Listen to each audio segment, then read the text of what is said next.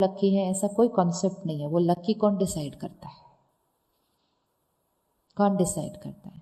कौन सी एनर्जी मैंने भेजी थी? मैंने यहाँ से जो एनर्जी फेंकी है, सपोज मैं एक बॉल लूँ और उस दीवार पे मार दूँ, बाय लॉ ऑफ साइंस भी वो बॉल वापस आती है। Similarly by law of Karma वो एनर्जी वापस आती है और वही वाली वापस आती है। तो सारा मेरा कंट्रोल उस टाइम है जब मैं उसको फेंक रही हूँ। जब वापस आ रही है, वापस आने वाली एनर्जी पे मेरा कोई कंट्रोल नहीं है। मतलब सामने से जो कुछ कर रहा है उस पे मेरा कोई कंट्रोल नहीं है। लेकिन जब सामने से कोई कुछ करता है और हम रिस्पॉन्ड करते हैं, वो हमारा नया कर्मा होता है।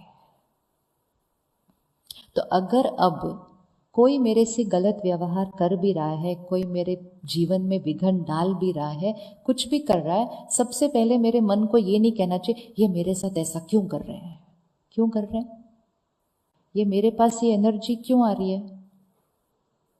कोई भी एनर्जी इस डायरेक्शन में आ नहीं सकती जब तक इस एनर्जी डायरेक्शन में गई नहीं थी। तो ये एनर्जी मेरे पास क्यों आ रही है? क्योंकि मैंने कभी ना कभी भेजी थी, मुझे याद नहीं कब भेजी थी, मुझे याद नहीं कब भेजी थी। लेकिन एनर्जी जब तक ऐसे जाएगी नहीं तब तक ऐसे आएगी नहीं। ये लॉ ऑफ कर्मा है। जैसे लॉ ऑफ ग्रेविटी हमेशा वर्क करता है, लॉ ऑफ कर्मा भी हमेशा वर्क कर रहा है। तो मैंने पिछली बार अज्ञानवश अनइंटेंशनली एक नेगेटिव एनर्जी भेजी थी, अब वो मेरे पास सामने से आ रही है, सामने वाले के व्यवहार से आ रही है। अब मैं उनको चेंज कर नहीं सकती, वो एनर्जी वापस आ रही है। लेकिन अब मुझे उनके बारे में कैसा सोचना है, फील करना है, बात करना है, वो मेरा नया कर्मा है अभी। तो एक ही सेम क्षण में 3 एनर्जी साथ साथ काम करती हैं। ये बहुत इंपॉर्टेंट है। तीनों काल साथ साथ काम करते हैं, पास्ट, प्रेजेंट, फ्यूचर। जो मैं कर्म कर चुकी हूं वो पास्ट मेरे सामने आ जाता है, वो पास्ट मेरे सामने आ जाता है। तो पास्ट मेरे सामने आता है। जो मैं अभी कर्म क्रिएट करूंगी वो कौन सा काल है? वो प्रेजेंट क्रिएट होता है। और जो मैंने अभी प्रेजेंट क्रिएट कर दिया वो कुछ समय के बाद मेरा फ्यूचर बनकर वापस आ जाएगा। कितना इजी है। पास्ट, प्रेजेंट, फ्यूचर तीनों साथ साथ चलते हैं। पास्ट सामने से आता है तो लोग कहते हैं this was predestined. Predestined by who? Me. मैंने पहले फेंका था इसलिए आ जाया। अब मैं जो एनर्जी फेंकूंगी ये मेरा प्रेजेंट है। और जैसे ही मैंने ये एनर्जी प्रेजेंट में फेंकी, मैंने अपना फ्यूचर लिख दिया है अभी। अब फिर से सोच लो, अगर गाड़ी को डेंट पड़ जाए तो क्या करना है? बहुत इजी हो जाता है जीवन जीना। गाड़ी को डेंट क्या, पूरी गाड़ी खत्म हो जाए तो भी अपने मन, संस्कार और कर्म पर डेंट नहीं पड़ने देना। क्यों? उसके डेंट का जो रिटर्न आता है ना, वो भोगना बहुत मुश्किल होती है, वो भोगना बहुत मुश्किल होती है। कभी भी लोगों के साथ अपने कार्मिक अकाउंट्स बहुत सॉर्टेड रखना, बहुत सॉर्टेड रखना। ये जो हम छोटी छोटी छोटी गफलत करते रहते हैं ना, किसी के बारे में कुछ बोल दिया, किसी का कुछ बोल दिया, किसी का ऐसे कर दिया, किसी का वो कर दिया, ये सारी वो एनर्जीज है जो हम फेंक रहे हैं सारा दिन। फिर हम कहते हैं मैंने किसी के साथ गलत नहीं किया, ये मेरे जीवन में ऐसा क्यों हो रहा है? हो ही नहीं सकता उसके बिना कुछ, हो ही नहीं सकता। It is law, it is a law like law of gravity. जब तक ऐसे एनर्जी जाएगी नहीं तब तक एनर्जी ऐसे आएगी नहीं। अब ये हो सकता है मैंने कभी पहले फेंका हो, मुझे याद नहीं है, and it doesn't matter. Past में हम कुछ भी करके आए हो, इट जस्ट डजेंट मैटर, वो पास्ट है। पास्ट इतना पावरफुल नहीं होता। सबसे ज़्यादा पावरफुल क्या होता है? सबसे ज़्यादा पावरफुल क्या होता है? हमारा प्रेजेंट। इवन जो आपकी जन्म पत्री में लिखा हुआ है उसको भी आप चेंज कर सकते हैं, उसको भी आप चेंज कर सकते हैं। एंड ये एस्ट्रोलॉजर आपको खुद बताएगा कि आप चेंज कर सकते हो इसको। अगर हमने क्या चेंज कर दिया, अगर हमने क्या चेंज कर दिया, अब जब एनर्जी आएगी तो मुझे कैसे फेस करना है? क्या हम कल से अपने कर्म और संस्कार पर अटेंशन रख सकते? रख सकते? इजी है, बहुत इजी है। इसलिए नहीं क्योंकि दूसरों का भला करना है, इसलिए क्योंकि अपने पे रहम करना है। कंपैशन दूसरों के लिए तब होगी जब पहले अपने पर रहम करेंगे। परमात्मा कहते हैं अपने संस्कार और कर्म श्रेष्ठ बनाओ, बस इतना रहम करो खुद पर, सृष्टि स्वर्ग बन जाएगी, सृष्टि स्वर्ग बन जाएगी। तो गुस्सा करना, इरिटेट होना, नाराज होना, उदास होना, ये मेरा कर्म बिगड़ रहा है, ये मेरा कर्म बिगड़ रहा है। तो अब सामने से कोई भी एनर्जी आ रही हो, 10 सेकंड के लिए आंख बंद करें और किसी एक व्यक्ति को देखें जो मुझे अच्छी एनर्जी नहीं भेज रहा है। वो घर में हो सकते हैं। अच्छी एनर्जी मतलब कोई तंग कर रहा है, कोई चीट कर रहा है, कोई मेरे जीवन में प्रॉब्लम डाल रहा है, कोई विघन डाल रहा है, कोई ठीक से बिहेव नहीं कर रहा, कुछ भी हो सकता है।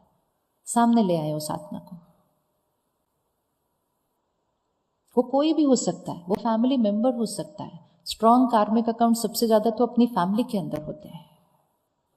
और फिर हमारा मन कहता है मेरा भाई ऐसा क्यों कर रहा है, मेरा बच्चा ऐसा क्यों कर रहा है, मेरा वो ऐसा क्यों कर। वो भाई बच्चा ये तो सिर्फ एक रोल है, वो आत्मा है जिसके साथ हम पहले कभी कुछ, क्योंकि जो कार्मिक अकाउंट होता है वो किसके बीच होता है, आत्मा के बीच होता है।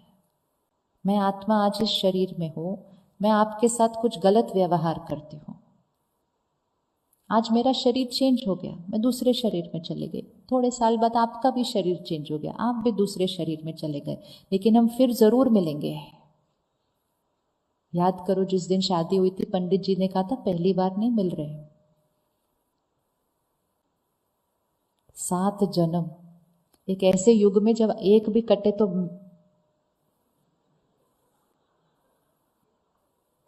उसका मीनिंग है ना, लेकिन उसका मीनिंग है हस्बैंड एंड वाइफ इतना स्ट्रॉन्ग कार्मिक अकाउंट होता है कि ये एक जीवन काल का कार्मिक अकाउंट नहीं होता है।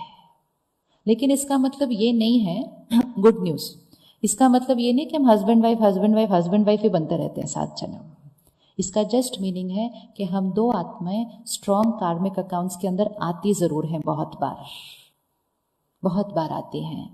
इसीलिए अब इस जन्म में हम इतने स्ट्रॉन्ग कार्मिक अकाउंट में आए हैं।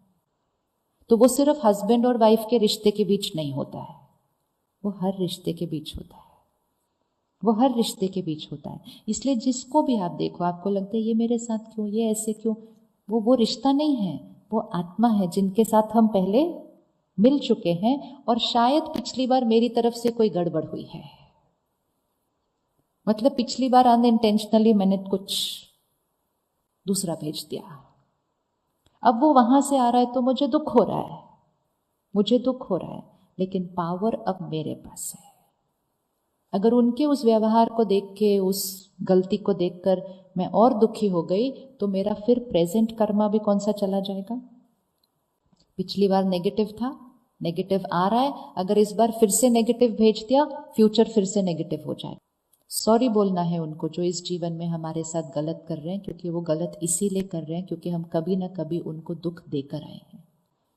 और वो जो हम दुख देकर आए हैं वो उस आत्मा के ऊपर एक चोट की तरह रिकॉर्ड है, और वो ही चोट की वजह से वो हमें देखकर हमारे साथ चिल्लाते हैं, गलत करते हैं। वो वाइब्रेशन आते ही हिलने लगती हैं चीजें। उनको सॉरी कहिए, सामने जाकर नहीं, कंफ्यूज हो जाएंगे वो। मेडिटेशन मतलब हमें वाइब्रेशन देकर उस आत्मा को सॉरी बोलना है जो हमारे विघन डाल रही है हमारे जीवन में। I am sorry for what I have done in the past. वो एनर्जी ब्लॉकेज जो हम दोनों के बीच में क्रिएट हो गई है, उसको हमें रिलीज करना है।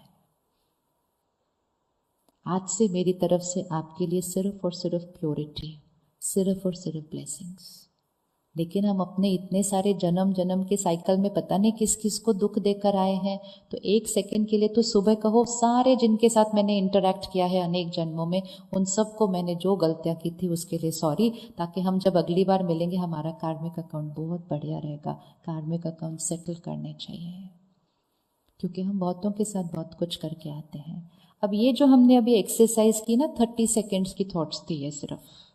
अगर आप इन थॉट्स को रोज करें कि उस आत्मा को सामने लेकर आए, आई एम सॉरी, मतलब सॉरी रोज रोज नहीं बोलना, बट आई एम सॉरी जो मैंने आपके साथ किया। आज से वो पास्ट कार्मिक अकाउंट ओवर, आज से मेरी तरफ से आपके लिए सिर्फ प्योर एनर्जी। मतलब मेरी तरफ से क्या जा रहा है, आपको पता भी नहीं चलेगा कैसे सडनली कुछ दिनों में या कुछ महीनों में सामने वाले का व्यवहार चेंज होने लग जाएगा। क्योंकि हमने कार्मिक अकाउंट को क्या कर दिया, चेंज।